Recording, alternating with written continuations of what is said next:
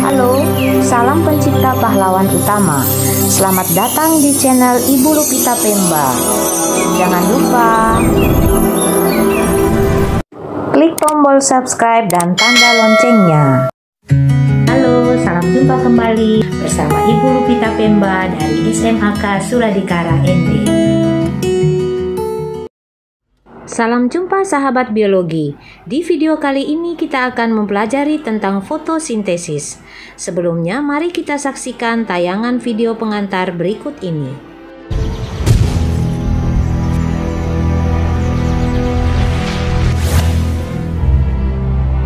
Di dalam bumi kita, terdapat salah satu proses alami yang sangat penting bagi kehidupan makhluk.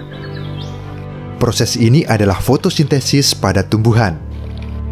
Fotosintesis bermula dari bagian bawah tumbuhan, yaitu akar. Akar akan menyerap air yang berada di tanah melalui pembuluh kayu atau xilem, dan membawanya naik melewati batang dan kemudian menuju ke daun.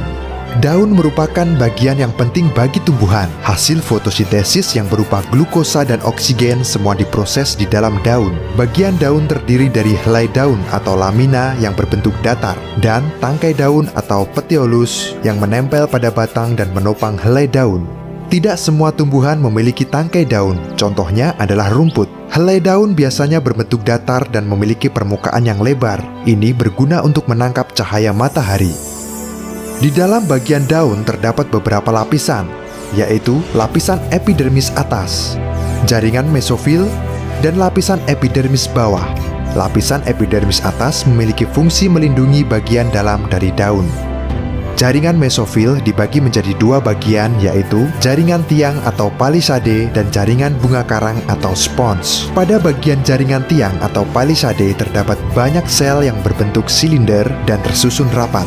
Di dalamnya terdapat banyak kloroplas, sedangkan pada jaringan bunga karang atau spons memiliki susunan sel yang lebih longgar. Di bagian ini juga terdapat berkas pembuluh angkut yang terdapat pada tulang daun, di mana fungsinya adalah sebagai alat transport dan juga penguat daun. Di dalam berkas pembuluh angkut terdapat xilem atau pembuluh kayu, berguna untuk membawa serapan air menuju daun, dan floem berguna untuk menyalurkan hasil fotosintesis dari daun ke bagian yang lain. Bagian paling bawah adalah bagian epidermis bawah. Di sini terdapat banyak lubang yang disebut dengan stomata. Masing-masing stomata dikelilingi oleh dua sel penjaga untuk mengatur terbuka dan tertutupnya stomata. Karbon dioksida di lingkungan sekitar akan diserap melalui stomata, kemudian masuk ke dalam jaringan bunga karang atau spons. Selanjutnya, molekul air serta karbon dioksida dibawa ke jaringan palisade dan masuk ke dalam sel berbentuk silinder. Kloroplas kemudian menyerap kedua molekul ini. Kloroplas memiliki membran ganda yang mengelilingi stroma. Terdapat pula tumpukan membran tilakoid yang membentuk grana. Klorofil terdapat pada membran tilakoid. Klorofil hanya menyerap cahaya warna ungu, merah, dan biru karena warna ini memang lebih baik dari warna lain. Warna hijau pada klorofil adalah cahaya hijau yang tidak diserap oleh daun dan akhirnya sampai pada mata kita. Itulah kenapa daun berwarna hijau. Di dalam proses fotosintesis akan terjadi reaksi terang dan reaksi gelap. Reaksi terang berlangsung pada bagian grana dengan sumber energi cahaya matahari. Hasil dari reaksi ini adalah O2, ATP, dan NADPH2.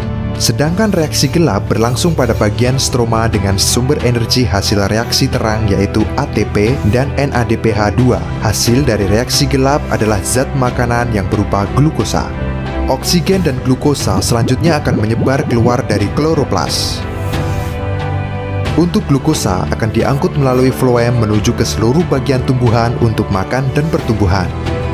Sedangkan untuk oksigen akan tersebar keluar melalui stomata.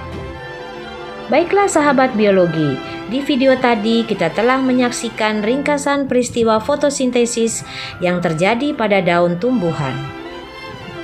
Mari kita pelajari lebih dalam lagi tentang fotosintesis. Fotosintesis merupakan contoh dari proses anabolisme, yaitu reaksi penyusunan molekul kecil menjadi molekul besar dan membutuhkan energi. Fotosintesis, seperti pada tayangan video sebelumnya, terjadi pada organel yang disebut dengan nama kloroplas. yang banyak ditemukan pada bagian tumbuhan yang disebut dengan nama daun. Adapun di dalam kloroplas terdapat bagian-bagian penyusunnya yang meliputi membran luar, membran dalam, tilakoid, grana yaitu tumpukan membran tilakoid, lumen, dan stroma seperti yang tampak pada gambar di samping. Tahapan fotosintesis meliputi dua reaksi, yaitu reaksi terang yang terjadi di grana dan reaksi gelap yang terjadi di stroma. Seperti yang sudah dipelajari pada materi mengenai kloroplas sebelumnya, pigmen-pigmen klorofil yang mengelompok dalam membran tilakoid akan membentuk perangkat pigmen yang penting pada fotosintesis. Perangkat pigmen di dalam tilakoid disebut selanjutnya dengan nama fotosistem, seperti yang nampak pada gambar di samping. Terdiri dari klorofil A, klorofil B, dan karotenoid. Fotosistem sendiri, apabila dijabarkan, merupakan suatu unit yang mampu menangkap energi cahaya matahari atau yang disebut dengan nama foton, yang terdiri atas molekul klorofil dan pigmen aksesori atau pigmen tambahan, yaitu kompleks antena dan akseptor elektron. Ketika suatu molekul pigmen menyerap energi cahaya, maka energi itu akan dilewatkan dari satu molekul pigmen ke molekul pigmen lainnya, sehingga mencapai pusat reaksi. Klorofil A merupakan pusat reaksi bagi fotosistem.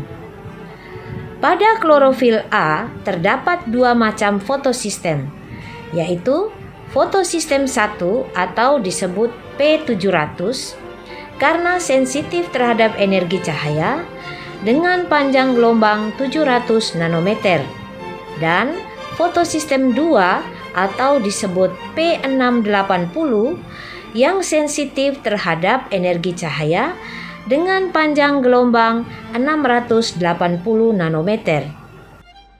Berikutnya, mari kita pelajari lebih dalam tentang fotosistem dalam fotosintesis. Seperti yang nampak pada gambar di samping, terdapat dua macam fotosistem dalam membran tilakoid, yakni fotosistem 1 dan fotosistem 2. Berikutnya masing-masing penjelasan mengenai kedua fotosistem tersebut. Fotosistem 1 atau P1 memiliki pusat reaksi yang dikenal dengan nama P700 karena pigmennya mampu menyerap panjang gelombang 700 nanometer atau spektrum yang sangat merah, seperti yang nampak pada grafik di bawah ini. Yang kedua, fotosistem 2 atau P2 memiliki pusat reaksi yang dikenal dengan P680 karena pigmennya mampu menyerap panjang gelombang 680 nanometer atau spektrum merah, seperti yang nampak pada grafik panjang gelombang di bawah ini. Sahabat biologi, selanjutnya mari kita pelajari tahapan reaksi fotosintesis. Seperti yang nampak pada bagan di samping, proses fotosintesis dibagi menjadi dua tahap, yaitu tahap 1 disebut dengan nama reaksi terang. Reaksi terang merupakan fotosintesis yang terjadi pada membran tilakoid kloroplas. Reaksi terang sangat bergantung pada matahari dan reaksinya menghasilkan ATP, NADPH, dan oksigen yang dilepaskan ke udara. Adapun reaksi terang berlangsung lebih dulu dan hasilnya akan digunakan sebagai energi pada reaksi gelap. Tahap yang kedua disebut reaksi gelap atau siklus Kelvin. Reaksi gelap adalah reaksi fotosintesis yang terjadi pada stroma kloroplas. Reaksi gelap seperti namanya tidak membutuhkan cahaya di dalam prosesnya. Pada reaksi gelap atau siklus Kelvin, NADPH dan karbon dioksida bereaksi menghasilkan karbohidrat dalam bentuk glukosa atau C6H12O6. Fotosintesis adalah proses pengubahan zat anorganik H2O dan CO2 oleh klorofil menjadi zat organik atau karbohidrat dengan bantuan cahaya. Peristiwa fotosintesis dapat dinyatakan dengan persamaan reaksi kimia singkat berikut ini. 6 molekul karbon dioksida direaksikan dengan 6 molekul air dengan bantuan cahaya matahari dan klorofil yang ada pada daun akan diubah menjadi glukosa atau C6H12O6 dan 6 molekul oksigen. Berikut adalah rincian reaksi tahap 1, yaitu reaksi terang. Tahapan reaksi terang.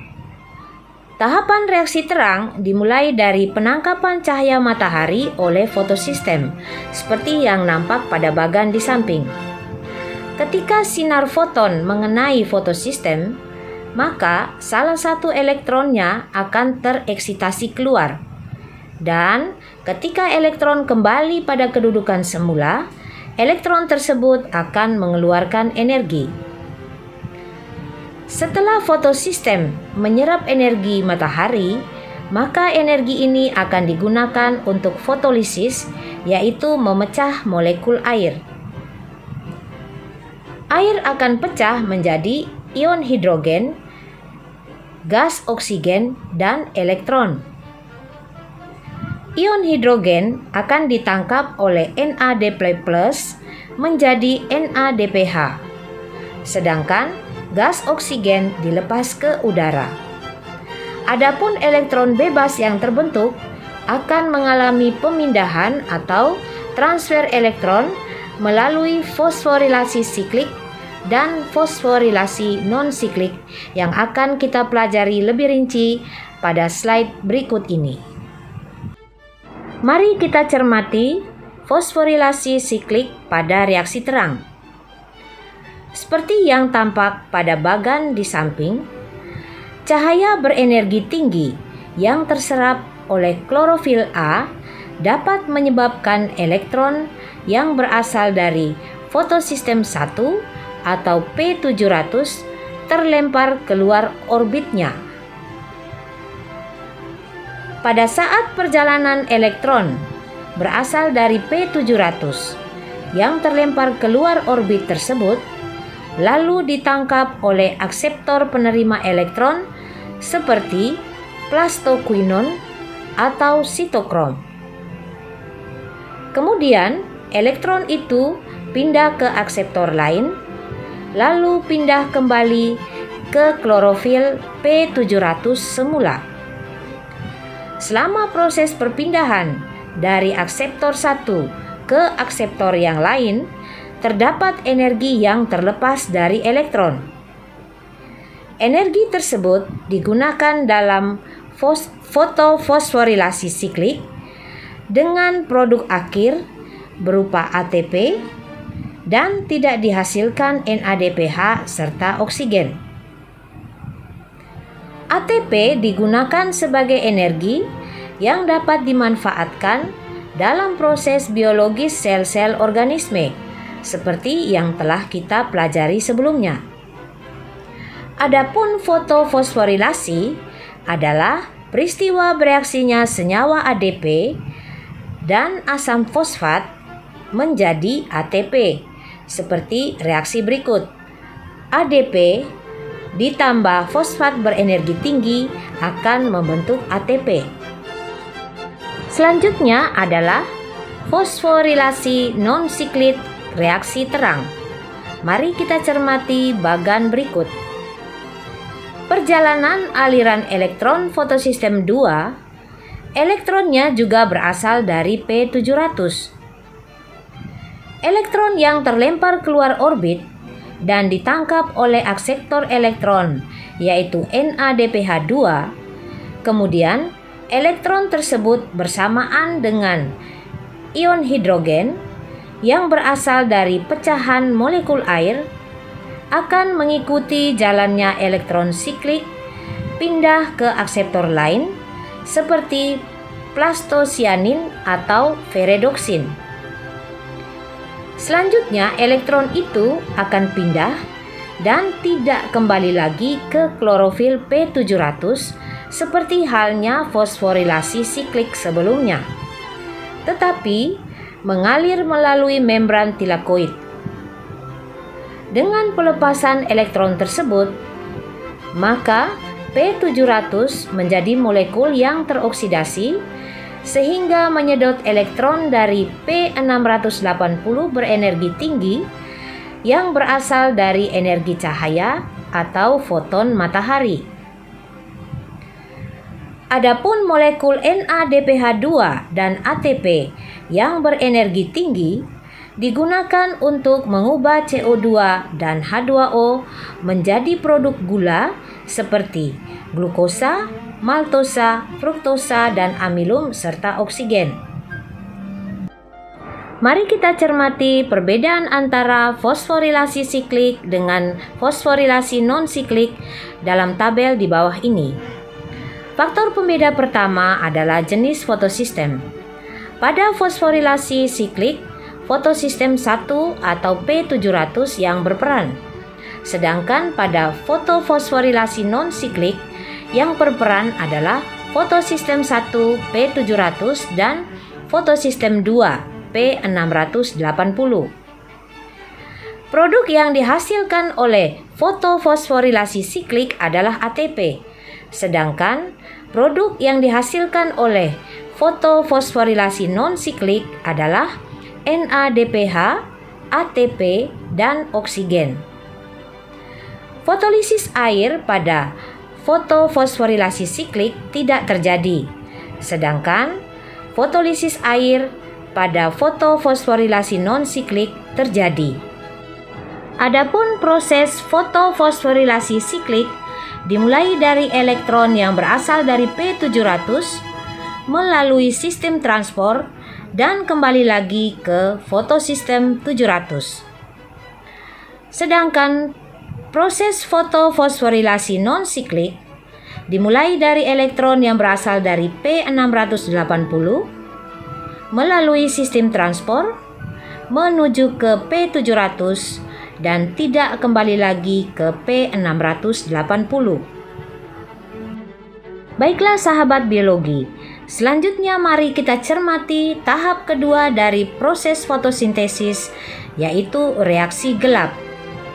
Seperti yang tampak pada bagan di samping, reaksi gelap dibagi menjadi 3 fase. Fase pertama adalah karboksilasi.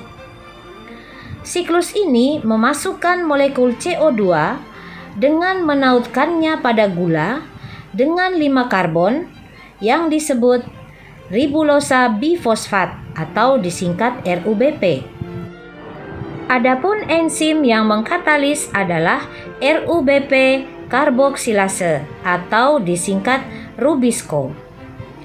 Produk reaksi ini ialah molekul berkarbon 6 yang tidak stabil yang kemudian membentuk 2 molekul 3-fosfogliserat. Fase kedua disebut reduksi. Pada fase ini, masing-masing molekul 3-fosfogliserat menerima gugus fosfat baru yang berasal dari ATP, sehingga terbentuk molekul 1,3 bifosfogliserat. Selanjutnya, molekul 1,3 bifosfogliserat akan mengalami reduksi dengan cara mendapatkan sumbangan sepasang elektron dari NADPH menjadi 12 molekul fosfogliseraldehida atau yang disingkat dengan PGAL. PGAL memiliki energi potensial di mana 10 molekul PGAL digunakan untuk reaksi di fase ketiga atau regenerasi dan sisanya digunakan untuk bahan baku glukosa dan karbohidrat yang lain seperti amilum, pati, sukrosa, dan lain-lain. Fase yang ketiga adalah regenerasi. Pada fase ini, 10 molekul PGAL disusun kembali menjadi RUBP dengan penambahan fosfat dari ATP yang digunakan untuk siklus Kelvin selanjutnya. Baiklah, sekarang mari kita cermati perbedaan antara reaksi terang dengan reaksi gelap dalam tabel berikut ini. Kita mulai dari reaksi terang. Tempat terjadi grana membutuhkan cahaya, air.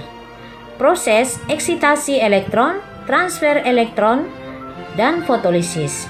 Hasil akhir adalah ATP, NADPH, dan oksigen. Sedangkan reaksi gelap, tempat terjadi di stroma, membutuhkan CO2, ATP, NADPH. Proses disebut siklus Kelvin. Hasil PGA menjadi PGAL, selanjutnya menjadi glukosa. Baiklah sahabat biologi, tibalah kita pada bagian penugasan. Silahkan buat salinan seluruh isi video ini di buku catatan kalian.